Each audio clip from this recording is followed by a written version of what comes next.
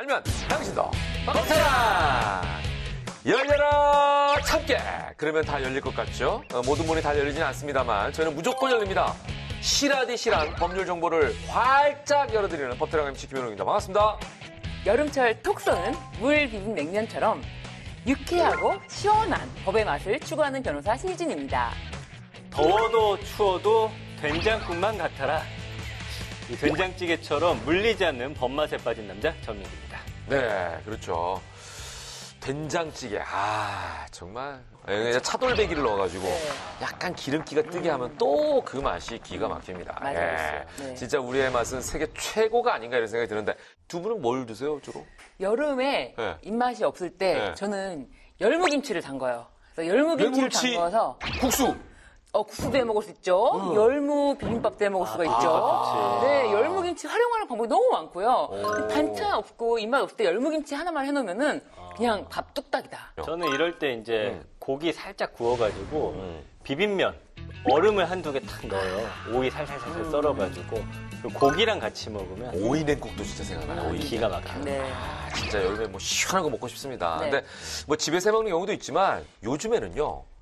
시켜 먹는 맛이 또 맞아요. 기가 네. 막히죠. 네, 그렇죠. 예, 밤마다 야식 배달도 뭐 얼마나 잘 돼 있습니까? 맞아요. 자, 근데 이 배달 네. 주문할 음식이 굉장히 많잖아요. 맞아요. 보면은 뭐 먹을지 모르는데 요거 비슷한 제품도 많고 비슷한 음식도 많고 근데 기준이 뭘까요? 별점인가? 별점도 별점인데 네. 리뷰를 좀 꼼꼼히 봐야 되고 네 그리고 음식 사진을 찍은 거를 보면은 알 수가 있어요. 대충. 네. 저도 그 사진 무조건 봐요. 맞아요. 근데 뭐 기본이 되는 재료들 있잖아요. 네, 뭐 네. 예를 들면 고추장이나 간장, 기름. 네.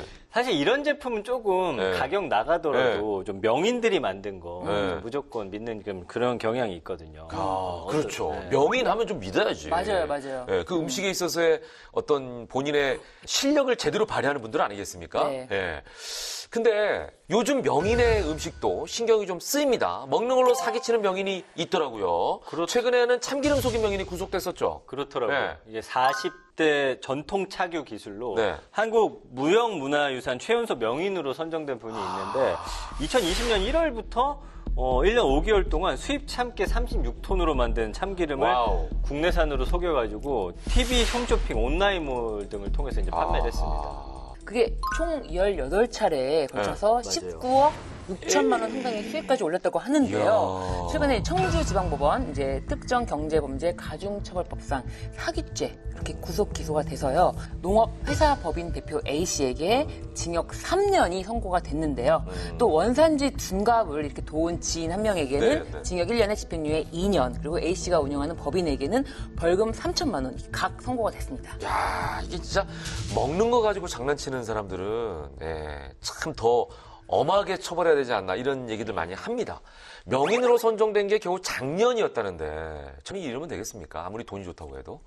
또 올해 연초에는 그 히읗 식품업체 김치 때문에 난리가 났었죠. 맞습니다. 그 김치명인 명장 1호라는 이름 걸고서 이 히읗 식품을 진짜 한국 김치를 만드는 회사라고 했는데 자회사에서 뭐 변질된 아이고. 배추, 그다음에 곰팡이 핀 물을 사용한 게 영상으로 공개가 됐잖아요. 네. 이거 너무너무 충격적이었어요. 이건 정말 양심이 없는 거 아니에요? 자, 어쨌든 이런 문제가 터지면 그냥 죄송합니다. 다시는 안 하겠습니다. 이렇게 이제 넘어가는 게 문제예요. 그러다가 어느 정도 사람들이 잊을만 하면 슬금슬금 다시 기어 나오잖아요. 그래서 이런 문제를 막을 법이 하나 통과가 됐다죠? 네, 맞습니다. 지난 5월 29일 식품산업진흥법 개정안이 국회 본회의를 통과했는데요. 현행 식품산업진흥법은 식품 명인으로 지정된 사람이 이 농수산물 원산지 표시법을 위반할 경우에 이 식품 명인 지정을 취소할 수 있도록 규정하고 있거든요. 근데 이번 개정법은 식품 명인이 식품위생법을 위반해서 벌금 이상의 형이 확정되면 역시 식품 명인 지정을 취소할 수 있도록 했습니다. 그러니까. 네. 이 미꾸라지가 물을 흐린다는 표현이 있잖아요. 그러니까 이런 그 한두 명의 잘못된 명인 때문에 다 명인들이 이럴 거야라고 욕을 먹는. 이렇게 되면 진짜 이게 미꾸라지 아닙니까? 지금 국가에서 지정한 명인이 한 100명 정도 되나요? 어때요? 그거보다 적습니다. 우리나라 식품명인제도가 그 식품산업진흥법 제14조에 따라서 농林축산식품부 장관이 우수한 우리 식품의 계승과 발전을 위해서 식품 제조 가공 등 분야를 정해서 심의를 거칩니다. 그래서 우수한 식품 기능인을 지정하는 제도인데 이 농림축산식품부 따르면 지난 1994년부터 2022년 4월까지 94명이 이 식품 명인으로 지정이 됐고요. 현재 활동하는 분 한 79명 정도 된다고요. 네네네네. 생각보다 그렇게 많지는 않죠. 그러네. 소수네, 소수. 네. 예, 그만큼 인정받았다는 거 아니겠습니까? 그 분야에서 1등이 돼야 받을 수 있는 거고, 뛰어난 사람이라는 얘기 아니겠어요? 자, 그래서 우리가 또 믿고 그분들이 만든 제품을 먹는 거라는 생각도 듭니다. 먹는 것 갖고 장난치면 아주 엄하게 다스려야겠죠. 자, 법은 이렇게 우리의 의식주 등 안전한 세상을 위해서 만들어지고 있는데요. 본격적으로 국회 법고수가 만든 법안들 살펴봐야겠습니다. 오늘의 주제는 뭡니까? 네, 오늘의 법태랑 네. 주제는 약자가 당당한 세상을 위해 법률업. 네, 법의 오류 문제를 아주 치밀하게 발본색원해서 업그레이드한 법안이 기다리고 있습니다. 네, 쪽집게처럼 말이죠. 과연 어떤 분이 약자를 위해서 우리의 법률을 낱낱이 해부하고 계실까요? 바로 이분입니다.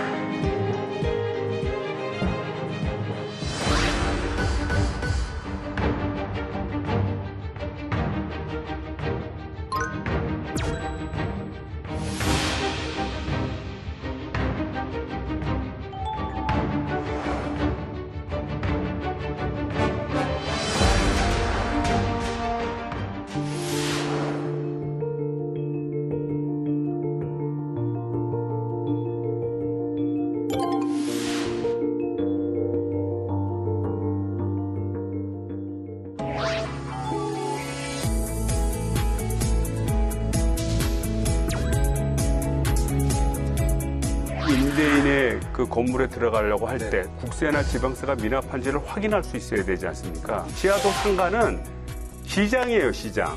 국유재산법 등에서는 엄격하게 제재하지만 전통시장법에서 일부 열어주는 어려운 사람들이 쓰는 에너지원 같은 경우에는 정부가 집중을 해야 됩니다. 에너지 바우처 제도와 그다음에 효율 개선 사업을 함께 좀 복지재단에서 할 수 있도록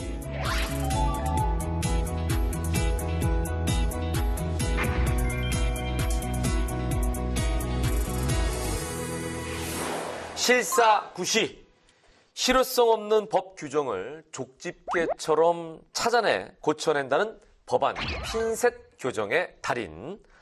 인천 부평의 새로운 변화를 이끄는 이성만 의원께서 함께하셨습니다. 어서 오십시오. 예, 안녕하세요. 반갑습니다. 네, 반갑습니다.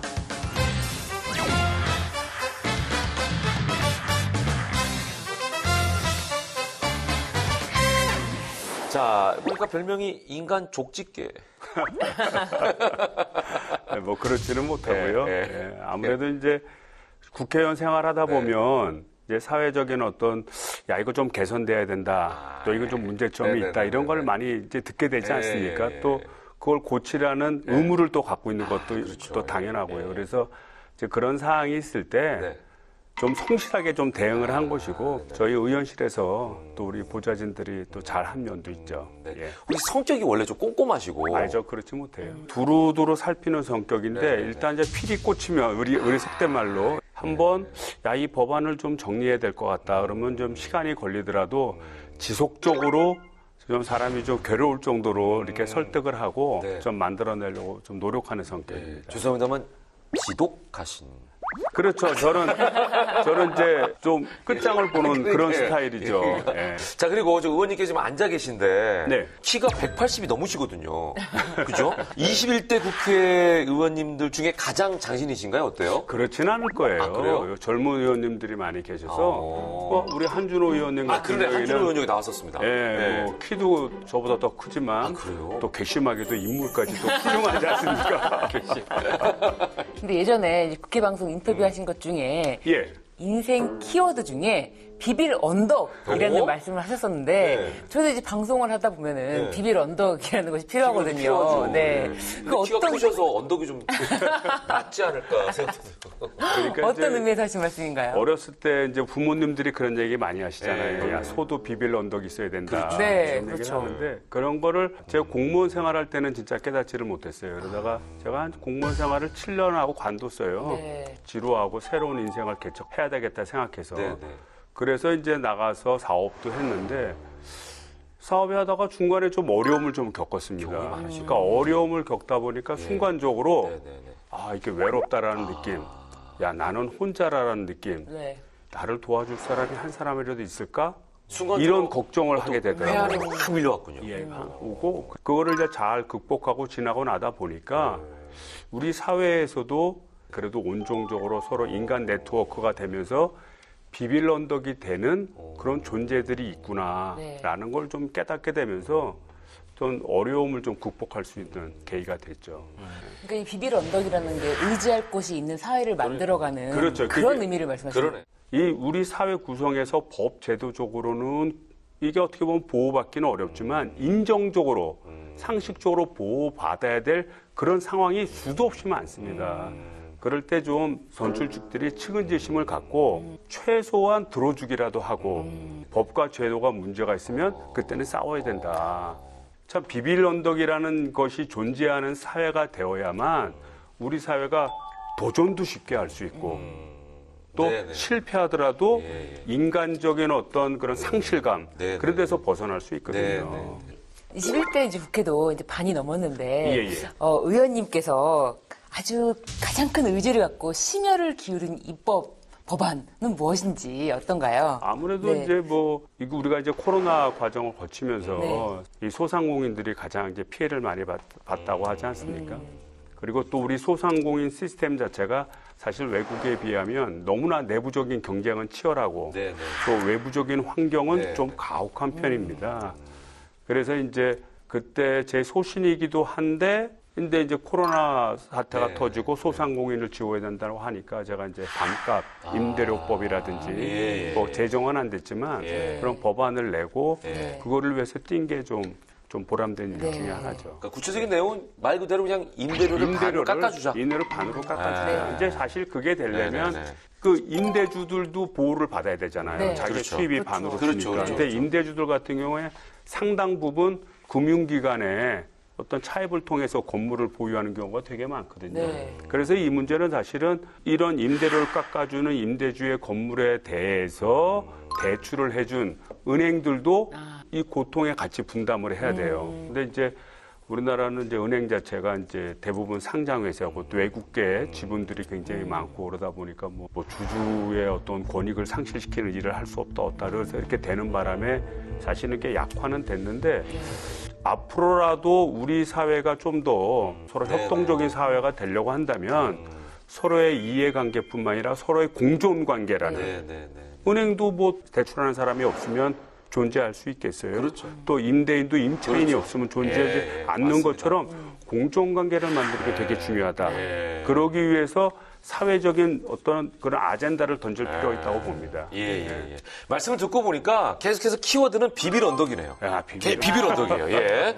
자, 법안 속 허점을 콕콕 집어내서 보완하고 또 실생활에 제대로 적용하도록 만드는 일에 아주 탁월한 재능을 갖고 계신 우리 이성만 의원님. 실사구시형 법안들이 지금 준비가 돼 있거든요. 이 법안들 이제 지금부터 본격적으로 좀 살펴보겠습니다. 예. 전 팀장, 차트 준비됐죠? 네, 제가 차트로 준비를 해봤습니다. 자, 이성만 의원님의 약자가 당당한 세상을 위해 법률 업. 네, 그 첫 번째 법안은요. 네. 보증금 사수 미납국세 확인을 허하노라. 국세 지방세 징수법입니다. 오, 이게 임차인이 임대인의 미납국세를 확인하게 한다는 건가요? 그렇죠. 오, 예. 그러니까 이제 예를 들자면 제가 세대로 사는데 네네네. 그 집 주인이 어떤 경제적인 문제가 생겨서 네. 예를 들자면 국세를 파산을 안 돼요. 했습니다. 네. 그 파산하면 이제 채권자들끼리 그 네, 재산을 네, 나눠 네, 갖게 되지 네. 않습니까? 그런데 국세나 지방세를 최우선적으로 맞아요. 변상하게 돼 있습니다. 맞아요. 법적으로. 네. 그런데 우리 임차인이 임대인의 그 건물에 들어가려고 할 때 네네네. 또는 집으로 들어가려고 할 때 아이 그 임대인이 국세나 지방세가 미납한지를 확인할 수 있어야 되지 않습니까? 그렇죠. 이거 우리 등기부등본은 뗄 수 있는데. 예. 그거는 안 나와요. 그러니까. 아니, 거기는 그건 안 안 나오잖아요. 나와요. 예. 그러니까 확인하려면 결국은 뭐 국세청을 가든 예. 또는 지방자치단체를 가서 확인을 해야 되는데 소유주 임대인의 동의가 없으면 볼 수가 없게 돼 있습니다. 임대인은 뭐하러 알려주겠습니까? 그 임대인이 그 왜 알려줄 수가 알려주겠어요. 없죠. 예. 그래서 그거는 좀 약간 제도적으로 문제가 있다라고 보고 그래서 국가가 만약 임차인이 요구를 하면 그거에 대한 걸 당연히 알려줘야 된다. 왜냐하면 본인이 우선 면제권을 가지니까. 그러네요. 예. 자, 전 팀장. 네. 지금 이렇게 이제 의원님 말씀을 들어보니까 미납 국세 때문에 보증금 피해를 보는 경우가 꽤 있나 봐요. 네, 그렇습니다. 코로나 이전이죠. 그 한국자산관리공사에 따르면 2016년부터 18년까지 3년간 국세 등 체납으로 이 넘어간 주택이 약 1,008호 정도 되고요. 네. 2016년에서 20년 5년간 임대인 세금 미납 때문에 전세 보증금 못 받은 임차인이 총 900명, 피해액은 335억 원에 이른다고 합니다. 그러니까 이 중에 179명은요. 이제 아예 한 푼도 돌려받지 못했거든요. 네, 근데 이게 굉장히 큰 돈이에요. 법이 이렇게 구멍이 있었어요? 법상에는 임대인이 국세를 체납했을 때 정부가 이 최우선 변제권이 있습니다. 그래서 보증금에 우선해서 충당을 하도록 되어 있기 때문에 그런데요. 이 공매 처분으로 주택을 이제 매각한 대금이 나오면은 거기서 국세가 세금을 집산 후에 남는 게 있으면 그때 이제 세입자들이 이제 보증금을 받도록 규정이 되어 있습니다. 남는 게 없으면 못 받는다는 얘기 아니에요, 그죠? 그렇습니다. 그럼 어디까지 확인할 수 있는 거예요, 이거? 그래서 이제 말씀하신 것처럼 임대인이 허락하면은 뭐 세금 체납 여부를 확인할 수가 있는데 미납 국세 열람 제도라는 것이 2002년도 말에 국세징수법 하에 신설이 됐고 2003년에 시행이 됐는데요. 열람할 수 있는 국세 정보의 범위는 임대인의 체납액 그리고 납세 고지서 또는 납부 통지서 발급 후 납기가 도래하지 않은 국세, 각 세법에 따른 과세 표준 및 세액의 신고 기간까지 신고한 국세 중에서 납부하지 않은 국세로 이 신고 기한부터 30일, 이 종합소득세의 경우에는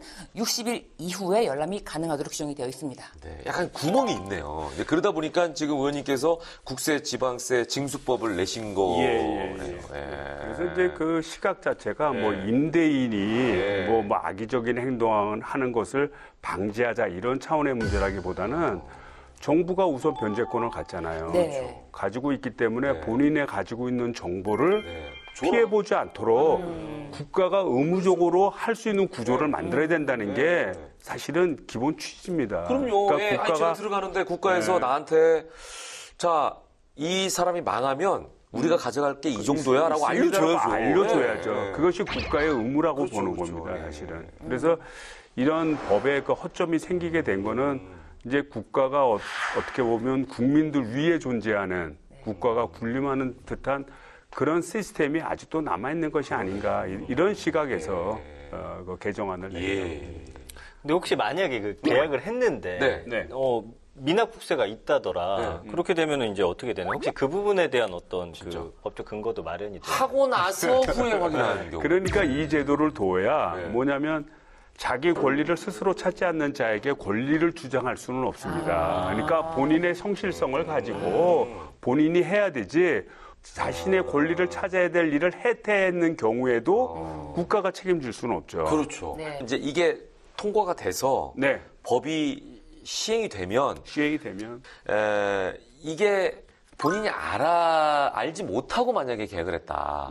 그러면은 이 임차인에게 위약금 없는 계약 해지권도 부여가 되는 겁니까? 알지 못한다라는 거는 법이라는 것이 존재하면 법은 모든 국민이 다 안다라고 전제를 하는 거예요. 네, 그렇죠. 그거를 인지하지 못했다라는 것조차 구제할 수는 없습니다. 다만 이런 문제에 대해서 국가가 적극적으로 홍보를 해야죠. 임차인 여러분들 임차를 하실 때는 그러니까 임차인 계약이 성립이 되면 빨리 와서 확인을 하십시오라는 거를 안내를 해줘야죠. 우리 보통 보증금하고 이제 전세 계약을 할 때는 뭐 근저당권이 있는지 이런 것만 확인하잖아요. 그런데 이제 그런 것만 확인할 것이 아니라 국세까지도 확인을 하라. 할 수 있는 시스템을 준 거예요. 시스템을 주고 요 확인할 수 있는 걸 계속 홍보를 하다 보면은 국세가 먼저더라 이런 걸 인식하게 되는 거죠. 의원님, 제가 이렇게 집요하게 좀 여쭤보는 게 제가 한번 당한 적이 있어가지고. 요 계약 해제는 별개의 문제다. 별개의 문제죠. 그러니까 그거는 임대인과 임차인 간의 규책 사유의 그렇죠. 문제거든요. 근데 임대인이 전혀 규책 사유가 없어. 근데 본인이 확인하지 않았어. 그걸 임대인 보고 책임져라 이런 거는 좀 무리가 있죠. 네, 알겠습니다. 자, 계속해서 다음 두 번째 법안 넘어가 보겠습니다. 네. 약자가 당당한 세상을 위해 법률 업. 두 번째 법안은요. 코로나19 지하도 상인에게도 시간을 좀 주세요. 이 지하상가 문제 해결 입법, 공유재산법과 전통시장법 두 가지 개정안입니다. 네. 이게 이제 지하도 상인이면은 인천에 이제 지하 상권이 굉장히 많이 발달해 있죠. 그렇죠. 그죠? 예, 예. 그러다 보니까 시간을 달라는 건 지하도 점포의 임차를 좀 연장하자는 건가요? 어떤 뜻이죠, 이게? 이제 좀 약간 이제 설명이 좀 복잡한데요. 네네네. 근본적인 취지는 그렇습니다. 그러니까 지하도 상가들이 대부분 도로 밑에 있어요. 맞아요. 그러니까 도로는 국가나 지방자치단체 소유거든요. 예. 그러니까 지하 공간도 네. 국가나 그 지방자치단체 소유입니다. 그래서 이게 국가의 재산에 속하면 국유재산법으로 관리해야 되고요. 예. 그다음에 지방자치단체 소유면은 저 공물법에 의해서 관리를 해야 됩니다. 예. 그런데 이제 이 국가 재산이나 지방자치단 재산을 관리한다는 것은 재산 관리를 그렇게 허투루 하면 안 되잖아요. 그렇죠. 아주 엄격하고 예. 그리고 분명하게 그다음에 규제가 뚜렷하게 해야 될 거 네. 아니겠습니까? 근데 실제 활용은 지하도 상가는 시장이에요, 시장. 실제 사람들이 거기서 상행위도 하기도 하고 물건도 사는 예. 그런 시장입니다. 그러니까 그렇죠. 시장은 가장 규제가 느슨한 곳 아니겠어요? 거래가 이루어지는 곳이니까 창의적으로 이루어지고 다양한 형태가 이루어지는 곳입니다. 그러니까 규제가 좀 느슨하게 있어야 돼. 그래서 아, 약간 이게 부딪히는. 부딪히는 겁니다. 그러니까 항상 문제가 되는 거예요. 우리가 이제 그 시장 상황을 돌아다 보면은 뭐 임대인이 예. 임차도 주고 임차인이 또 재임차도 주고 전차도 주고 이런 게 수시로 이루어지지 않습니까? 예. 왜냐하면 사업이 안 되면 빠져나가야 되니까 계속 있으라고 그럴 수 예. 없잖아요. 그게 쉽게 이루어지는데 국유재산법이나 공물법 같은 경우에는 그렇게 할 수가 없죠. 할 허용하지 수가 않아요. 없죠. 국유재산을 예. 엄격하게 관리하기 때문에 개인 마음대로 또 뭐 전대하고 계약도 삼대하고 지자체랑 직접 해야 되는 거 아니에요? 그렇죠. 지자체 그러니까요. 위임받은 고사하고 예, 계약을 그렇죠, 해야 그렇죠. 되다 보니까 그걸 다시 또 제3자한테 계약하고 이러면은 질서가 물러나되니까 그걸 엄격하게 규제하는 거예요. 위법 사항이 되는 거죠. 그렇죠. 예. 그래서 이런 충돌 문제 때문에 상인들의 어떤 피해보는 면도 굉장히 많았어요. 이 관행적으로는 존재하는데 법적으로는 안 되는. 그래서 그걸 해제할 수 있도록 전통시장법 등을 개정을 해서 재임차, 전대를 할 수 있는 그 기간을 좀 국유재산법 등에서는 네. 엄격하게 제재하지만 전통시장법에서 일부 열어주는 이제 그런 법 조항을 좀 만든 네, 겁니다. 이 상황 자체가 아무래도 코로나19 때문에 더 심해졌죠. 그죠? 예, 더 심해졌죠. 그죠? 왜냐하면 예. 그 지하도 상가라는 자체가 이게 사람의 통행량이 많은 곳인데 이게 뭐 제한적으로 되다 보니까 통행량이 대폭 줄게 되고 여러 가지 규제 조항들을 막 시간도 지켜야 되고 뭐 이런 상황이 많이 생긴 거죠. 이게 뭐 소송까지 진행 중이라는데 어떤 내용이에요, 심지어? 네, 이 양도 양수 전대 행위로 공유 재산을 거래했던 임차인들이 일종의 소유권을 주장하고 있는데 이 관련 조례는 이 대법원의 제서로 효력을 잃고 재판을 기다리고 있는 상황인데요. 인천시의회가 작년 12월 14일 이 상위법 위반을 이유로 인천시의 제의 요구를 받고도 이 조례 원안을 가결했기 때문에 발생한 일인데요. 이 해당 조례는 부칙을 통해서 행정재산인 이 지하도 상가의 양도 양수 전대 행위가 한시적으로 가능하도록 규정하고 있습니다. 그러네. 그러니까 어느 날 갑자기 양수양도 하던 걸 양수양도도 못하게 하고 그렇죠. 또 전대하던 걸 전대하지 못하게 갑자기 만들어 놓으니까 엄청난 혼란이 있게 되지 않습니까? 그렇죠. 기존에 전대로 들어왔던 그 그런 사람 피해를 사업하는 보는 사람들은 다 나가야 돼요. 그렇죠. 피해를 보는 법적 권한이 없이 하는 거기 때문에. 그러니까. 또는 나는 더 이상 그 지하도 상가에서 임차권은 갖고 있지만 사업을 할 수 있는 능력이 안 돼. 뭐 고령이 됐다든지 그렇죠, 뭐 여러 가지 그렇죠. 이유로. 그러면 다른 사람한테 넘겨줘야 되지 않습니까? 그러니까 넘겨주지를 못하니까 그대로 공실로 내버려둬야 되는 시장 행위에서 자연스럽게 이루어져야 될 상황을 국유재산법, 공물법이라는 이유로 그거를 한꺼번에 꽉 죄버린 거예요. 막아버렸네. 그러니까 인천시에서는 야 이거 이렇게 되면 안 되겠다 해서 조례를 개정을 해서 유예 기간을 좀 더 둔 겁니다. 좀 정리정돈을 하게. 그런데 이제 그거를 행정안전부가 공물법에 위배된다는 이유로 대법원에 제소를 한 겁니다. 그래서 저는 이제 이것을 사법적으로 해결할 문제가 아니라 이거는 법적 굴비다. 법안 내용은 결국은 전차를 할 수 있도록 법적으로 숨통을 틔워주는 겁니다. 전체를 할 수도 일정 기간만. 네, 그렇다고 해서 뭐 이게 뭐 완전히 뭐 시장처럼 할 수는 없으니까 일정 기간만 좀 열어주도록 그렇게 규정을 만드는 거예요. 네네. 자, 의원님께서 이제 부평역이 이제 지하 상가가 많다 이 얘기 하셨는데 실제 인천이 국내 최대 규모입니까, 전 팀장? 그 인천 지하도 상가가 네. 지난 1971년에 세동 인천 상가를 시작으로 해서 네. 총 15개, 3,579개 점포가 조성이 돼 있어요. 근데 서울시에 몇 개가 있냐면은 2,788개. 인천이 훨씬 더 많아요. 그게 전국 최대 규모거든요. 그러네. 그래서 임차권 거래를 허용했던 건 서울시와 마찬가지인데 인천이 2002년부터 전국에서 유일하게 전대까지 합법화했습니다. 그래서 지금 행정재산 재임차 갈등이 이어지니까 일각에서는 지하도 상가 용도를 폐지하고 매각하는 방안을 좀 고려해야 한다는 의견도 좀 나오고 있다고 합니다. 이 부분은 좀 어떻게 생각하세요, 의원님? 그거는 이제 아무래도 도로 밑에 있는 시설물을 매각을 하는 거기 때문에 예. 꼭 도로라는 게 공공재산 아닙니까? 도로를 나중에 어떻게 쓸지 어떻게 알겠어요. 그렇죠. 그래서 그 소유권을 매각하는 문제에 대해서는 저는 현실적이지 않다. 그거는 국유재산법에서 지키려고 하는 의도를 좀 넘어서는 게 아니냐. 저는 그건 그렇게 보고요. 네. 두 개를 좀 분리해서 보자. 분리해서 봐야 됩니다. 이런 말씀이시네요. 네. 자, 이렇게 되면은 이제 문제는요. 유예 기간을 인천에서만 늘려주면 다른 지역과의 형평성 문제는 나오지 않을까요? 아니, 그러니까 법 제도적으로 만드는 거니까 다른 데서는 자기네들이 알아서 선택하면 되죠. 그거를 뭘. 네? 아니, 이게 이제 요 지하도 상가가 있고 또 공설시장이라고 있어요. 예. 공설시장이라고 예전에 이제 공설운동장이 있지 그렇죠, 않습니까? 그렇죠. 공설운동. 그런 데다가 이제 그 노점상 하시는 분들을 대거 넣어서 이제 뭐 오일장도 하고 또 거기서 사업을 하실 수 있도록 만든 건데 그것도 똑같은 케이스예요. 그 공설운동장이라는 것 자체가 성격상 국유재산이나 또는 지방자치단체의 그렇죠. 재산입니다. 네, 그렇죠. 그런데 실제로는 시장이야. 좀 빨리 해결했어야 되는데 거의 한 30년, 30년이 되도록 그거를 해결을 안 하고 방치하고 있었던 거예요. 아니 그러면 시장으로 만들지 말든가. 네. 그렇죠. 예. 왜 시장으로 만들어 놓고 네. 시장으로 만든 것도 정부요. 네. 국유재산이라고 관리하는 것도 정부면 예. 정부가 그 안에서 균형점을 만들어야지. 그렇죠. 예. 아니, 어쨌거나 지금 의원님 캐릭터 말씀을 흥분하네 이제. 화나신 건 아니죠. 화난 거예요. 의원님 말씀 들어보니까 인천에서 이게 이제 이루어지게 되면 이런 이제 사례를 통해서 전국적으로 확산이 되지 않을까 이런 생각이 들고 어쨌거나 원인은 코로나요 나쁜 놈 때문에 됐다 이런 생각이 듭니다. 예. 자, 계속해서 세 번째 법안으로 넘어가 보도록 하겠습니다. 네, 이성만 의원님의 약자를 위해 업그레이드한 또 하나의 법안은요. 네.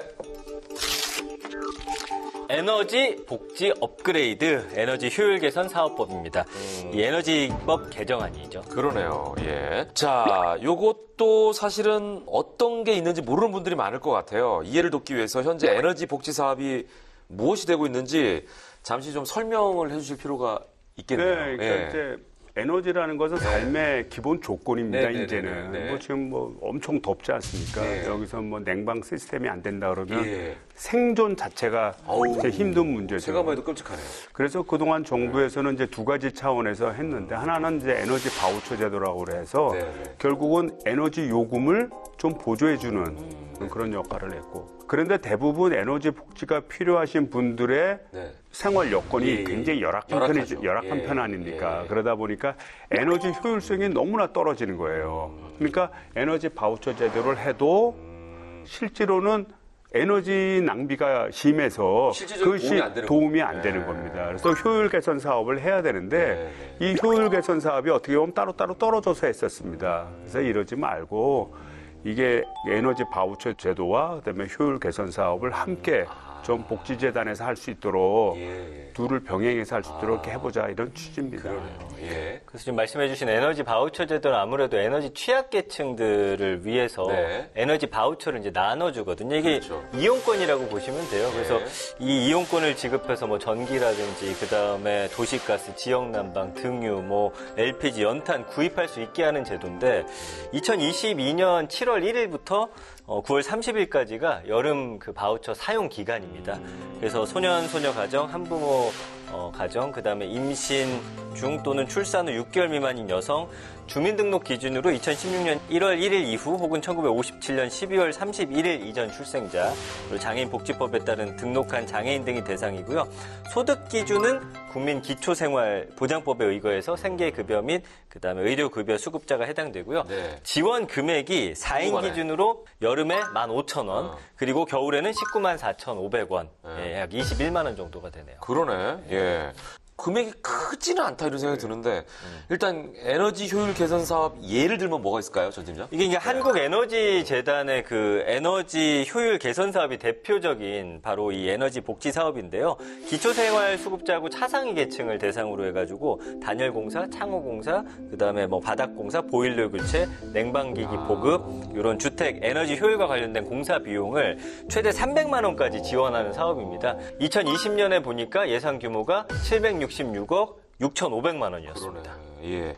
이게 이제 문제는 뭐냐면 사실은 취약계층의 경우에는 특히 여름 같은 경우에도 일사병이라든지 열사병, 이거 노출도 많이 되잖아요. 또 그분들이. 취약계층들이 쓰는 주로 에너지원이 프로판가스예요, 프로판가스. 예, 맞아요. 예. 왜냐면 도시가스가 그렇죠. 들어가면 좋은데 한 통씩 사다가. 예, 근데 예, 이제 그런 그래가지고. 데들이 대부분 네. 주택 약간 자체가 낙후지역이잖아요. 낙후지역 예. 오래되고 뭐 또 재개발 지역이고 뭐 이런 데 새들어 네, 사시고 네. 뭐 이래서 예. 그분들이 대부분 프로판가스 맞아요. 같은 걸 의존해서 취사도 하고 그렇습니다. 그것도 엄청 위험하잖아요. 사고. 엄청 위험하죠. 예. 근데 값은 또 되게 비싸.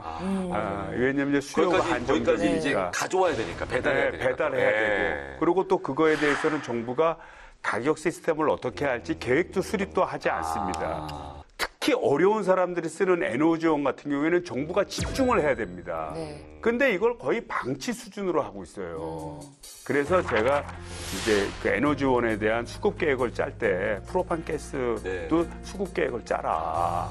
왜냐하면 아직도 서민들을 위해서. 근데 이제 지금 현행 네. 이 취약계층을 위한 에너지 복지 사업, 뭐 예를 들어 비용 지원이라든지 네. 그런 것이 있는데 앞으로는 주거 환경 이런 부분까지 같이 연계해서 그렇죠.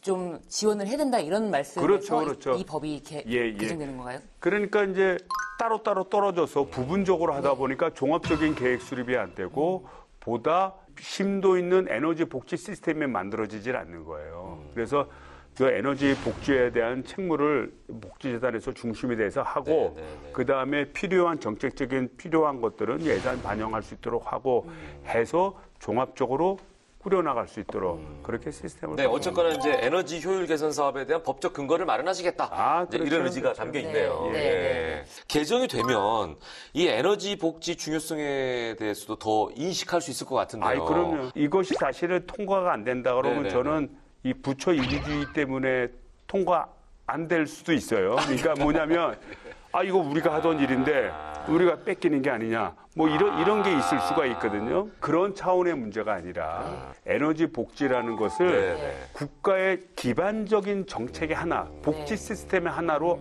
완전히 재인식을 해야 된다는 거예요. 재인식을 해서 이거를 체계화 만드는 것이 중요하다라는 차원에서 네. 서로 협조적으로 해야 된다. 근본적으로 인식 개선이 돼야 된다. 인식 개선이 돼야 된다. 예. 자, 약자가 당당한 세상을 위해 법률 업!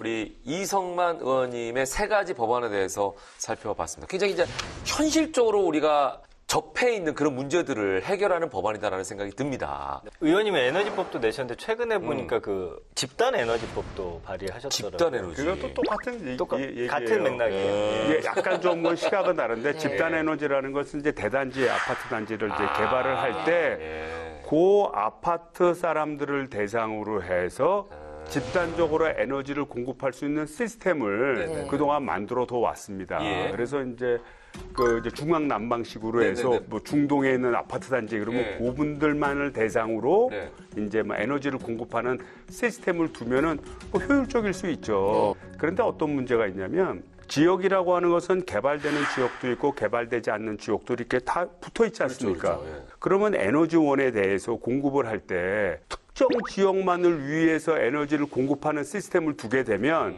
그 주변에 개발되지 않는 사람들은 여러분들이 알아서 이런 뜻 아닙니까? 무책임하다는 거죠. 그래서 이런 집단 에너지를 갖다가 만들 경우에는 네, 이 네. 지방자치단체의 의견을 충실히 들어라 라는 내용입니다. 그러네요. 여기 좀 고급 아파트 짓는 만세대에는 에너지원이 뭐 한 달에 뭐 10만 원이면 뭐 펑펑 쓸 정도로 에너지원이 되는 거고 그 주변 지역에 낙후된 지역은 그냥 프로파켓으로 날라서 하면서도 에너지 값은 더 비싸고 이런 세상을 그냥 계속 유지한다는 게 이게 말이 안 되지 않습니까? 예, 알겠습니다. 자, 오늘 말씀을 들어보니까 정말 법에 있어서는 핀셋 교정의 달인이 아닌가 이런 생각을 다시 한번 하게 됩니다. 자, 언젠가 사람이 사람에게 만드는 중요한 기제가 정치다 라는 말씀을 하셨거든요. 예, 그렇게 인간을 인간답게 만드는 의원님의 올해 입법 활동, 의정 활동 계획 포부 요거를 좀 마무리를 하도록 하겠습니다. 어떠세요? 요새 뭐 포부라고 그러면은 좀 너무 거창한 것 같고요. 뭐 제가 할 책무는 우리 사회가 좀 더 좀 아름다운 사회가 될 수 있는 시스템이 가는 길이라고 한다면 그거 위해서 열심히 노력하는 거죠. 또 그거에 의해서 평가받는 거고 주어진 상황에서 최선을 다해서 국민 여러분과 소통하고 그다음에 제도 개선하고 이렇게 만들어갈 생각입니다. 네. 오늘 이야기 들어보니까 네. 전체적으로 바라보시면서 꼭 해야 되겠다라는 거 딱 물고 끝까지 가시는 것 같아요. 예, 근데 그것만 보는 거예요. 예. 이성만 보는 거예요. 아니 근데 그게 정말 모든 국민들이 원하는 거라면 저는 국회의원들이 이렇게 해야 된다라고 생각을 합니다. 그러니까 법안 발의 뭐 하는 것도 중요하지만 내 관심 분야 그리고 국민들을 위한 일에는 정말 끝까지 물고 늘어지는 모습 계속 보여주셨으면 좋겠습니다. 예. 네, 감사합니다. 기존에는 사회 안전망이라는 단어를 많이 썼는데 오늘 의원님께서 비빌 언덕이라고 그 말을 딱 교체해서 해주시니까 되게 쉽게 기댈 언덕, 비빌 언덕 이런 느낌으로 의원님이 앞으로도 의정활동이 사회 안전망, 비빌 언덕을 좀 더 단단하게 구성하는데 힘써주시기를 저는 응원하도록 하겠습니다. 예. 감사합니다. 기승전 비빌 언덕입니다. 예. 그러니까 어쨌거나 정말 비빌 언덕이 누구에게나 갈 수 있도록 그렇죠. 더 나은 삶을 위해서 앞으로도 더 열심히 뛰어주시길 저희도 응원하고 또 기대하도록 하겠습니다. 오늘 바쁜 시간 내주셔서 고맙습니다. 예, 감사합니다. 네.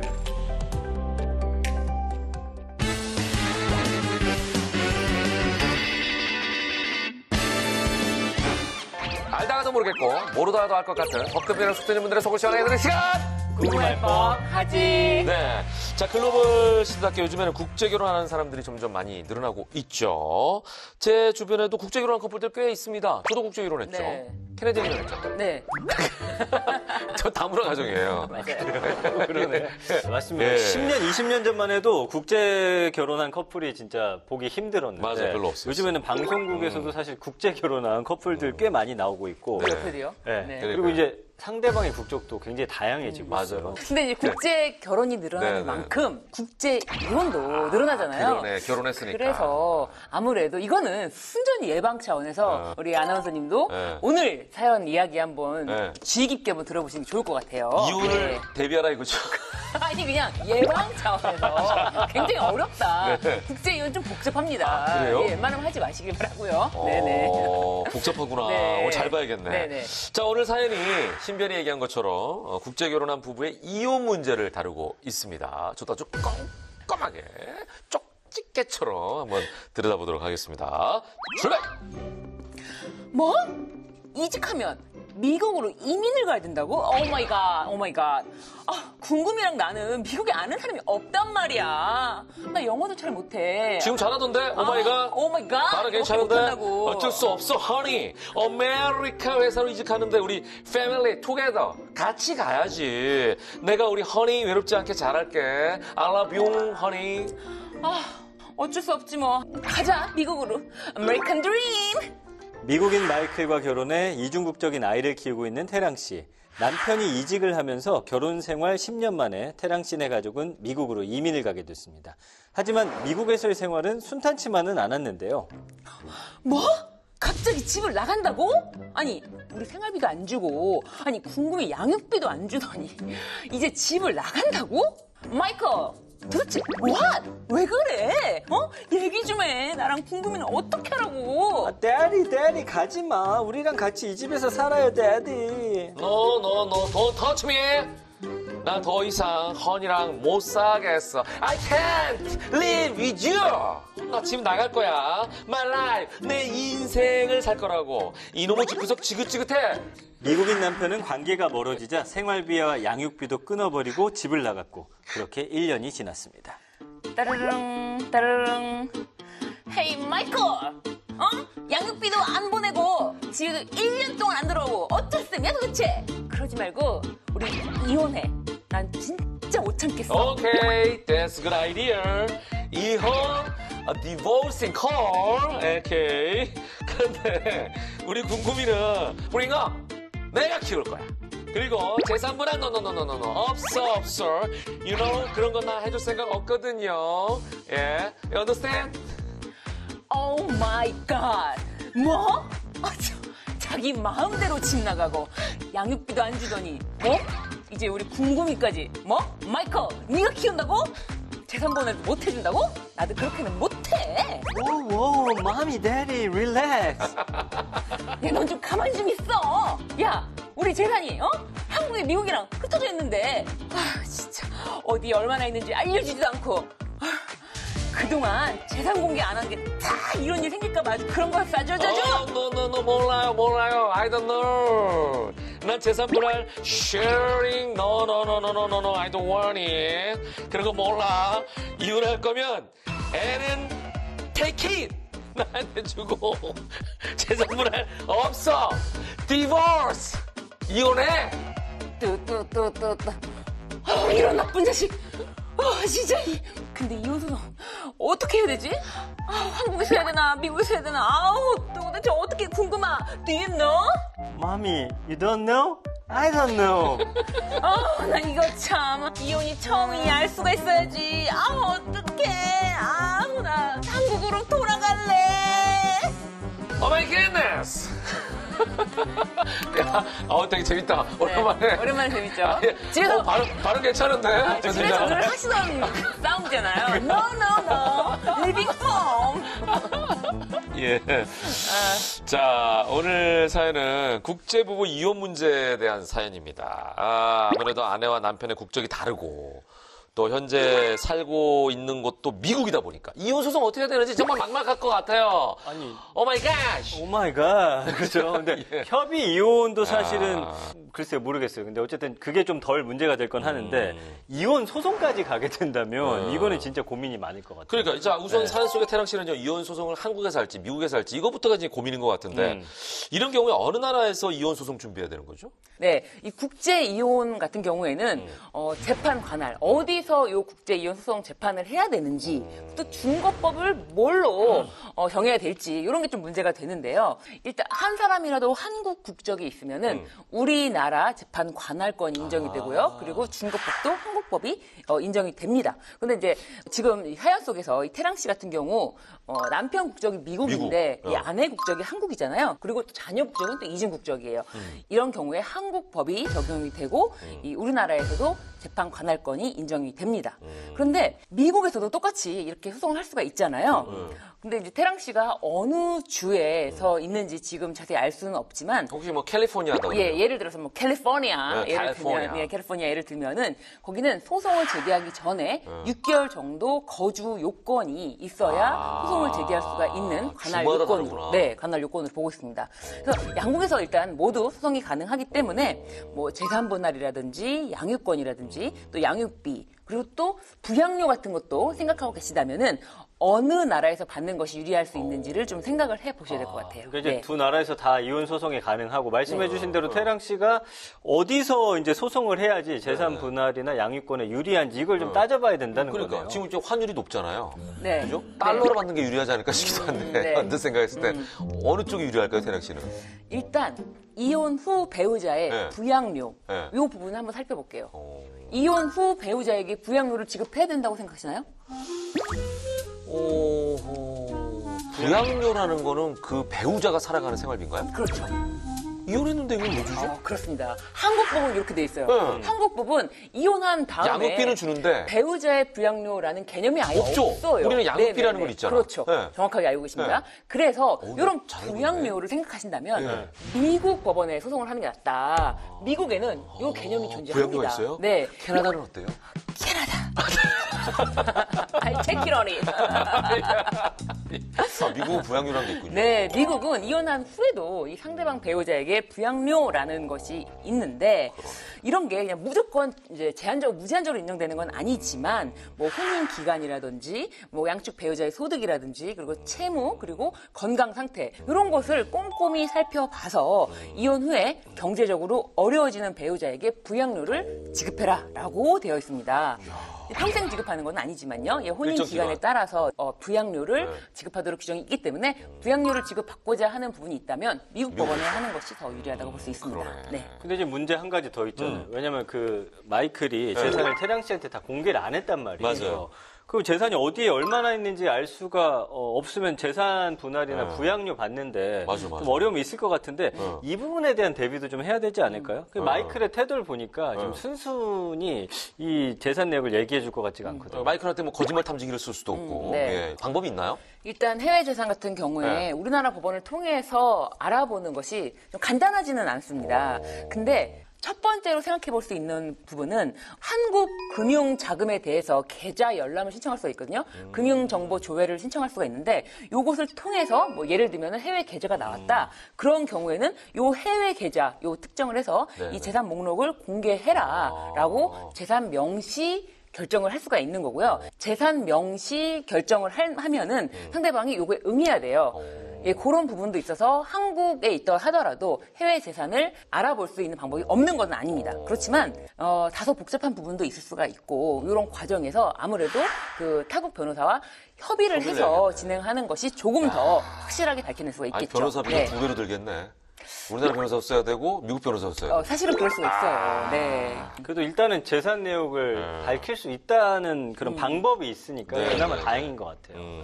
자, 아까 이제 미국에서 소송을 진행하면 부양료라는 부분에 있어서는 좀 유리하다 이런 얘기 했는데 네. 만약에 태랑 씨가 아이와 함께 한국에 와서 이혼 소송을 진행하고 싶다. 그렇게 진행해도 문제는 없는 거죠. 부양료는 나는 받지 않겠다. 할 경우. 그런데 그 아이와 함께 한국으로 온다. 이 네. 부분이 가장 이제 중요한 점은 네. 아이와 함께 오는 것에 대해서 그 다른 배우자, 그 마이클이 동의를 했는지.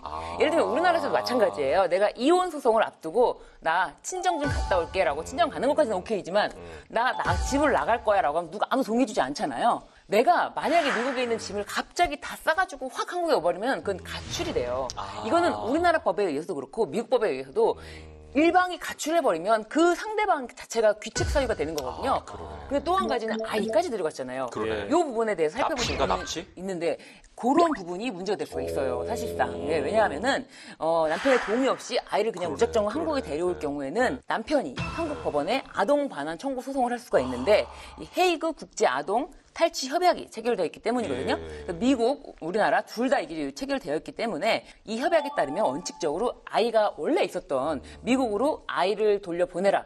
원래 거주하는 곳에서 아이를 계속 두어라라고 하는 판결이 나올 수가 있기 때문에 이런 부분까지 신경 쓰셔야 되고요. 다만 예외 사유가 있어요. 이미 아이가 한국에 온 지 오래되었다. 네, 한국에서 네, 이미 적응을 네, 했다. 네, 네. 그리고 미국에 다시 가게 되면은 아이가 오히려 육체적으로 정신적으로 힘든 상황이 된다. 아이를 받을 혼란스러울 사람도 수도 있고. 없다. 이런 예외 규정이 있을 때는 다만 아이가 한국에서 계속 지낼 수 있겠지만 무작정 아이를 그냥 데리고 오는 거는 조금 여러 가지로 고려할 부분이 있다라는 말씀을 드릴게요. 이게 이제 아이하고 좀 상의를 해야 될 수도 있는데 아이가 또 너무 어리면 상의 못 하잖아요. 가장 좋은 방법은 제가 볼 때 시간을 충분히 갖고 릴렉스 해야 됩니다. 그래서 아이를 좀 가장 먼저 생각을 해줬으면 좋겠어요. 아니, very delicate한 문제네요. 네. Take it easy. 오늘 영어 엄청 쓰네. 예. 자, 근데 사실 뭐 이혼을 결심하기까지 오랜 고민하지 않은 부부가 어디 있겠습니까만 국제 부부인 경우에는 특히 이혼 소송을 한다라고 하면 그 절차나 과정이 복잡하고 까다롭고 또 심리적인 압박이나 스트레스 또한 크지 않을까 싶으니 네. 신중한 결정이 더 필요하다. 라는 생각을 저 스스로에게 해보게 되네요. 네. 그런데 부부의 인연을 끊을 때는 이혼이라는 절차가 필요하지만 친구나 가족과 인연을 끊을 때는 법적 절차가 필요하지 않지 않습니까? 그래서 그런지 요즘 사람들 인연을 참 쉽게 끊는 경우가 있는데 평생 안 보는 가족도 있더라고요. 아무래도 네. 예전보다는 뭐 대가족이라든지 이런 개념이 없고 없죠. 네. 서로 이제 명절 때만 보다 보니까 가족들도 자기 딱 구성원이 저 가족이 되는 거고 형제들은 오히려 좀 더 멀어지는 게 맞아, 있는데 맞아. 마음 상하는 일이 예를 들면 명절에 있었다. 그럼 다음 명절까지 안 보다가 그냥 아예 인연을 끊는 그렇지. 경우도 좀 있는 것 같더라고요. 안 네. 보면은 그냥 뭐 남이 돼버리는 거예요. 맞습니다. 네. 아, 그러니까 가족끼리도 그러니까. 네. 사실 예전에는 친구 하면은 뭐 동네 친구, 학교 친구 평생을 간다라고 네, 생각했는데 요즘에는 친구를 빨리 맺기도 하지만 또 이렇게 손절하는 것도 굉장히 빨라지는 그런 세상이 아닌가 싶습니다. 예. 인연이란 끊임없이 노력을 일군 하나의 값진 결과라는 헤르만 헤세의 말처럼 인연은 참으로 소중한 겁니다. 그 인연을 너무 성급하게 또 너무 급하게 빠르게 손절하는 건 아닌가? 이런 생각을 해볼 필요가 있는 것 같네요. 자, 그런 의미에서 시청자 여러분들도 법태랑과 맺은 인연 소중하게 여겨주시길 기대합니다. 저희는 여러분과의 소중한 인연을 지키기 위해서 다음 시간에도 어김없이 다시 찾아오겠습니다. 마무리하죠. 알면 당신도 법태랑!